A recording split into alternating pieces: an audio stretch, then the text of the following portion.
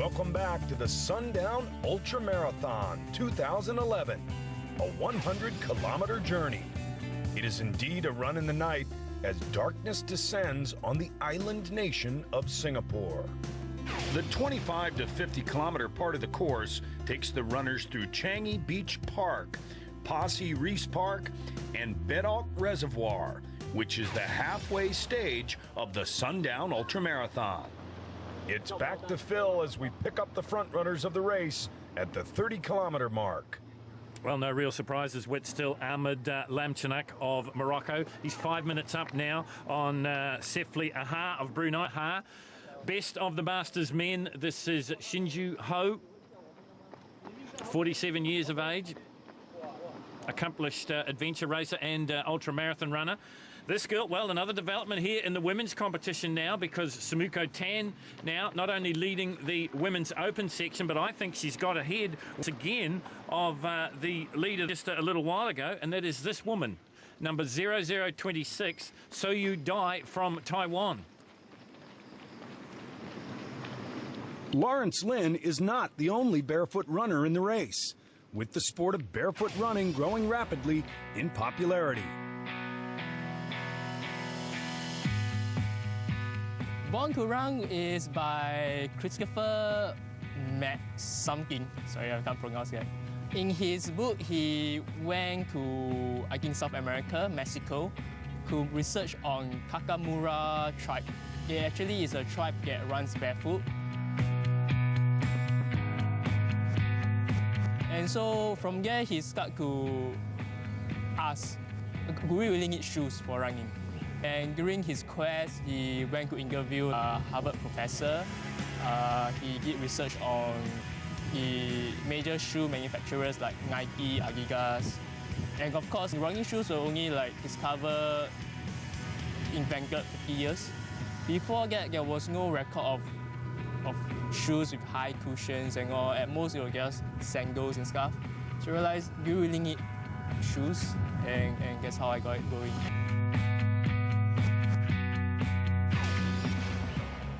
McKay's barefoot. Now that's a challenge. Well, not only is it a challenge, Whit, but it's a challenge that Sean Yong is doing a fantastic job on, because he's coming 6th overall at the moment. This is Dai Suyu, leader in the Masters women competition, but I think 2nd overall, because I'm pretty sure that it's Sumiko Tan has got past her. She looks very happy. And have a look at the economic style. Not much leg lift, not much heel lift there. Staying as close to the ground as possible, using all the aids you can in ultra running, the high compression socks, hopefully they're 2xU socks. Pit stop at 50 kilometres, so halfway. And here is the leader, and he looks as fresh as a daisy. Ahmed Lamchanak of Morocco. No stranger to ultra running. He won the Sundown Marathon last year, but then it was only 84 kilometres. They've added another 16 kilometres, 10 miles in the old language. And this guy looks like he's just out for a training run. So he's passed the halfway mark and he is turned and heading back home. Here is the man in 2nd place. Young man from Brunei, just getting directions from the cyclist that accompanies these athletes all the way through this 100-kilometre chase. Well, it's a very psychological thing, this ultra running. I'm not too sure if Sefli Aha has dropped off the pace, but he's lost another 2 minutes to the leader, Lamchanak, in that last 10 kilometres. Hydrating himself here at these amazingly organised pit stops. Halfway in the Sundown 100-kilometre ultra marathon, and this man currently in 2nd place. There is the special needs bag. Now in there may be specially mixed drinks, maybe a change of shoes, maybe a change of socks, anything that makes the athlete comfortable. He's decided it's still warm enough here in Singapore, he can take off the arm warmers. Maybe he's got some cramp stop in there, or maybe some salt tablets, anything that can make this last 50 kilometres as comfortable as possible. This is Shin Ho, first of the Masters runners. First of the Singaporean athletes, 3rd in the open men's competition at the moment. This is Edwin Cho. Right now, in our tentage at this very moment, we have our third... Hydration is the key here. He's got the banana, maybe he's lacking a little bit of potassium. The banana will put that back for him. Heavily sweated up is Edwin Toe, but it is very hot and humid here in Singapore. Well done, Mr. Yaman. such a choice of supplements, carbohydrate drinks, fresh water drinks, the 100 plus, of course, the top energy drink. Well, you can see the heat and the humidity taking its toll here at Singapore. Plenty of water going over the head and down the back of our competitors, trying to stay hydrated, trying to keep the body temperature at a workable level. But sometimes that can work in an opposite effect. It can cool you down too quickly. Your body can go into shock. In terms of 50 kilometers, we've already come so far. Once again, the special needs bags comes out. These are dropped off at the halfway mark for the athletes to pick up. They nominate what they want in them, maybe a fresh pair of socks, anything to make the final 50 kilometres more comfortable. Second woman in now, this is Sumuku Tan, and she is down to walk, but that's probably so she can get on plenty of carbohydrates here at the 50k mark. This race takes on a different perspective now because the athletes through the halfway mark will now turn and start the homeward journey. So they will be greeting athletes still making their way to the 50 kilometre cut-off time. 9 hours is the cut-off time to get to 50 kilometres. If you don't get to 50 kilometres by 9 hours, you'll be taken from the course. It's all about safety. This is Soyu Dai from Taiwan.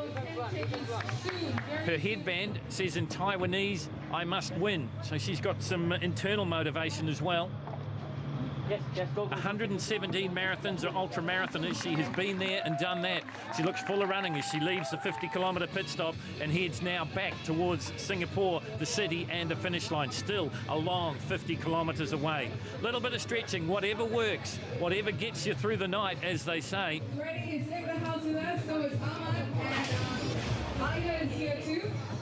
An impromptu ice bath there as number 17 comes through, still in third place in the open women's competition, so holding her position well but losing time to the leaders. This is Charlotte Toe, 38 years of age, at the halfway mark. We asked her at the 50 kilometre mark, how was the race so far?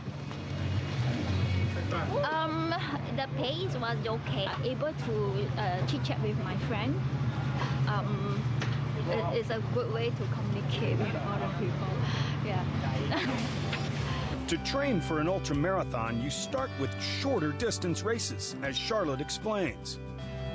I have been doing it progressively from half marathon to full marathon and to ultra marathon of 50 km, and I slowly progressed to about 75 to meet the target of 100. I will start off with a shorter distance. Beginning, I never think about 100 at all because to me, achieve a marathon distance is very tough. Recently, I have just completed my Sabah Adventure Challenge in April. That was really challenging. It spread, the race spread through 2 days, and it involved a lot of hill and slope. I also had the chance to ask her if she was feeling okay. Yes, I'm feeling okay. Yeah. In fact, they have some kind of birthday celebration at the 42 km in the bus stop for me. Yeah. Was very surprised. Very happy. Feel that a lot of people are doing this kind of support along the way. Great. Yeah. Thank you very much. The 50 kilometer mark is a big psychological hurdle for many runners. The organizers have placed a cutoff time of 9 hours for the first 50K. One who's made it within the time is Pamela. But she wasn't happy with her performance so far. This is one of the worst races I've ever done. I feel okay, but my legs, knees playing up on me, but so I'll just power walk. It's okay, I feel well. I'll keep going, yeah. That's the worst one. Up there with the worst. That's understandable, as the Aussie runner had high expectations before the Sundown Ultra Marathon.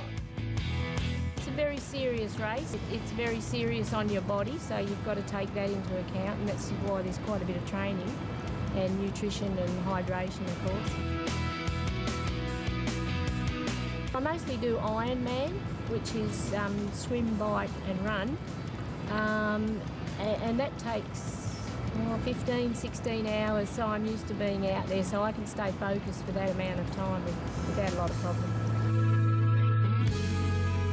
That's my preference, is the big distances. Very, very motivated person, full stop. I'm a nice person. I am regulated to getting up at about 5 a.m. every morning, come rain, hail or shine. If it's raining or hailing, I go to the pool and I might swim for 2 hours. And then another time I will do maybe 4 or 5 hours on the bike. Probably cover about 100 kilometres a week in running. And this particular one, I actually ran 90 kilometres in Comrade, South Africa 3 weeks ago. So I made that my peak in training. So now I'm just tapering off and to run this, and it'll work. After the break, the leaders are on the run for home. Will they beat the sunrise?